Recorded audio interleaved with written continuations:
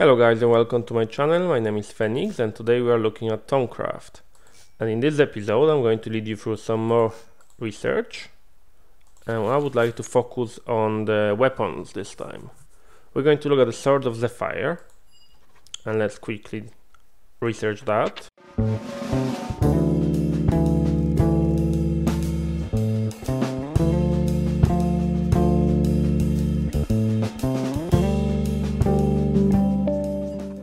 Okay guys, we got ourselves a Sword of Zephyr, and let me show you what it does.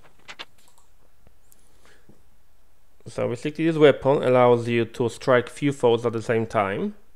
So if they are close together, you can hit 2, 3 or even 5 targets at the same time.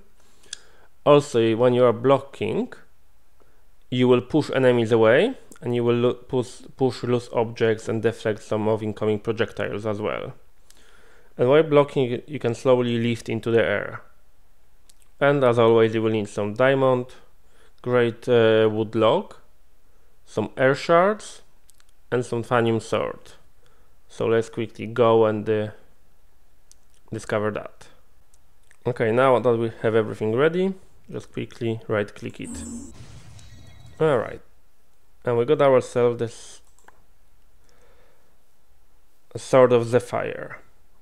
Let me go into survival mode for you guys. And what it does, as I said, it can kill few enemies at once, so I will quickly spawn some cows for you, for example. Okay, we have few cows. As you can see, I can come in here and I can hit few of them at the same time while they're running, when they close together. What it also does, as said before, let me just kill the cows because they make a lot of noise. Okay, the other thing that it does, when you right click and you are blocking, it will slowly lift you into the air. You are using the durability during this process, so you have to be careful.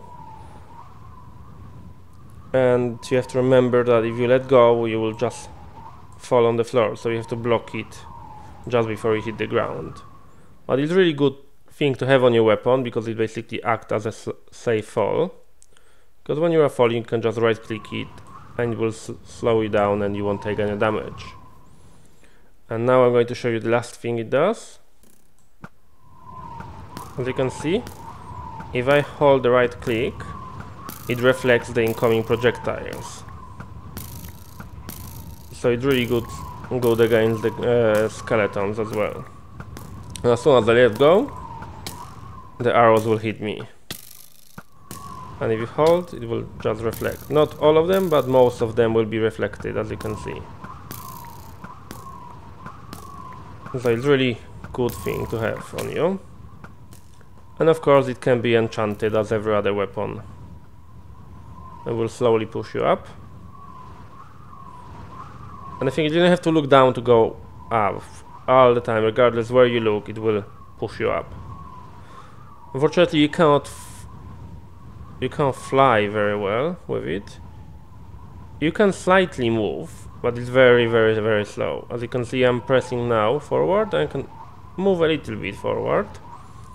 So you could probably travel over some kind of ravine or something. And if you fall, just right click to just few meters above the ground and it will keep you safe. Okay guys, that was your sword, and now I would like to show you some other cool thing, which is the bone bow. So we'll go with that.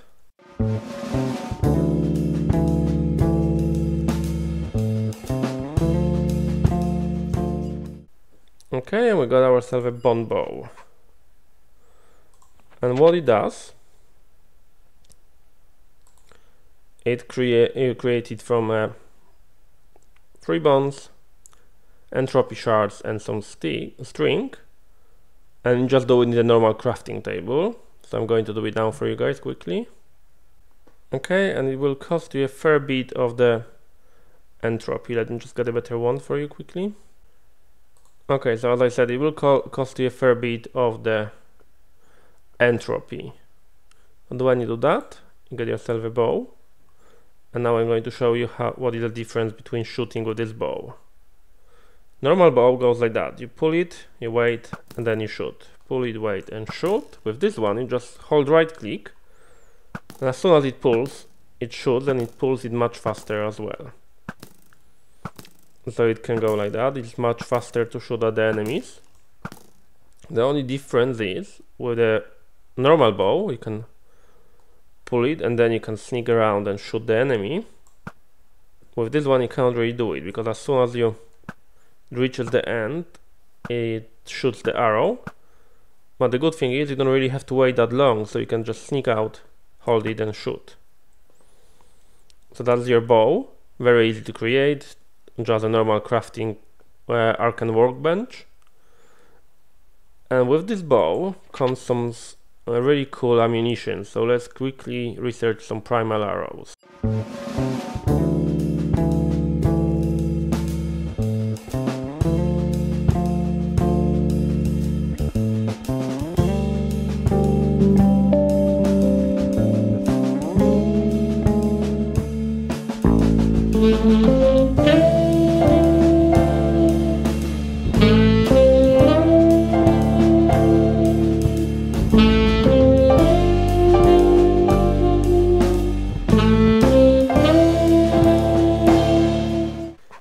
Okay, we got ourselves a Primal Arrows, very complicated research, but very worth it.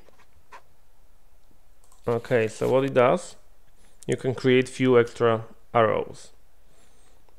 You can have an air arrow. These arrows crankle with the energy. What they do, they pierce any protection. So if the zombie is wearing armor, they will just go through the armor and ignore protection. Fire arrows, they obviously, as the name suggests, target the light.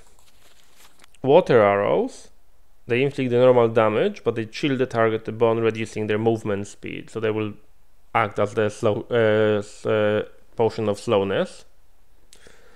Earth arrows, they act as a knockback effect. Your order arrows, they bypass armor and leave the enemy weakened as well, so they act as a potion of weakness. Your entropy arrows put the withering effect, and the primal arrows can be picked up from the ground. Cannot be picked up from the ground, so if you shoot them, you lose them. And your infinity enchantment has only 1 in 3 chance of preventing the primal arrows from being consumed. And you create them basically with your arrows and 1 shard that is appropriate to the arrow you want to create, and you will get 8 of them. So it's not really the cheapest thing to have, but sometimes it really can be handy, especially the withering arrows are really strong in my opinion. So you can guys try, and you may use them as well. Okay guys, so in this episode we learn about our sword and our amazing bow. And I think that's enough from the tools for now, and in the next episode I would like to focus some on magical wands again. So I hope guys you enjoyed the episode, you learned a lot from it, and please let me know what you enjoy about this series and how to improve and what you would like to see, and I will see you guys next time.